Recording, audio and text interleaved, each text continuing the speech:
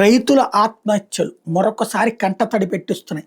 3 సంఘటనలు చోటు చేసుకుని ఒక్క రోజులో తమకున్నటువంటి భూమే కాకుండా కాస్త ఆశ పెట్టుకుని కౌలుకి ఎక్కువ భూమి తీసుకుని ఆ పైన అక్కడ వ్యవసాయంలో భారీ అప్పులు తీసుకుని పెట్టుబడులు పెట్టి అది కాస్త గిట్టుబాటు కాక ప్రాణాలు కోల్పోయినటువంటి ముగ్గురి ఉదంతం ఇది.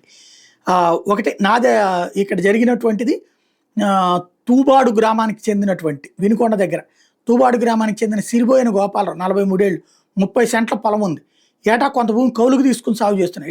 ఈ ఏడాది 5 ఎకరాలు అట్లా కౌలుకు తీసుకుని మిర్చి 10 ఎకరాల్లో పొగాకు కూడా సాగు చేశారట. అంటే 5 ఎకరాల్లో మిర్చి 10 ఎకరాల్లో పొగాకు కౌలుకు తీసుకుని అయితే చీడపీడల కారణంగా మిర్చి దిగుబడి రాక నష్టపోతాయి. పొగాకు ధరల పతనం అవడంతో కొనేనాదులు లేక ఇంటి సమీపంలో పొగాకు నిల్వ చేశాడు. సాగులో సుమారు 20-25 లక్షల వరకు నష్టాలు పాలయ్యాడు.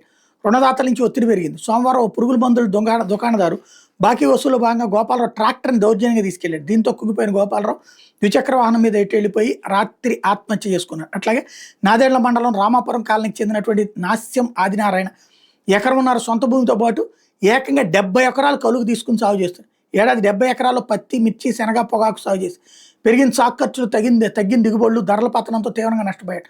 50 నుంచి 60 లక్షల వరకు అప్పులు ఉన్నట్టు కుటుంబ సభ్యులు చెప్పారు. సోమవారం ద్విచక్ర వాహనం మీద పొలాల్లోకి వెళ్ళి పురుగు మందు దాగి బలవన్మరణానికి పాల్పడ్డాడు. అట్లాగే వ్యవసాయంలో నష్టాలు రావడంతో రైతు ఉరి వేసుకుని ఆత్మహత్యకు పాల్పడ్డ సంఘటన పల్నాడు జిల్లా ఈవూరు మండలం కొచ్చెర్ల గ్రామంలో జరిగింది. బండి కొండయ్య 52 ఏళ్ళు 3 ఏళ్ళుగా 6 ఎకరాలు కౌలుకు తీసుకుని వ్యవసాయం చేస్తున్నాడు. మిరప, పొగాకు, వరి సాగు చేస్తూ నష్టాలు పాలయ్యాడు. సుమారు 12 లక్షలు అప్పు కావడంతో తీర్చే మార్గం లేక పొలంలోనే ఉరి వేసుకుని బలవన్మరణానికి పాల్పడ్డాడు. మృతుడికి భార్య, 2 పిల్లలు ఉన్నారు. చిన్న కొడుకు శివప్రసాద్ ఫిర్యాదు మేరకు ఈపూరు పోలీసులు కేసు నమోదు చేసి దర్యాప్తు చేస్తున్నారు. రైతులు తమ పొలమే కాకుండా మరికొందరి పొలాలు తీసుకుని చేసినటువంటి సందర్భంలో జరుగుతున్నటువంటి పరిస్థితి.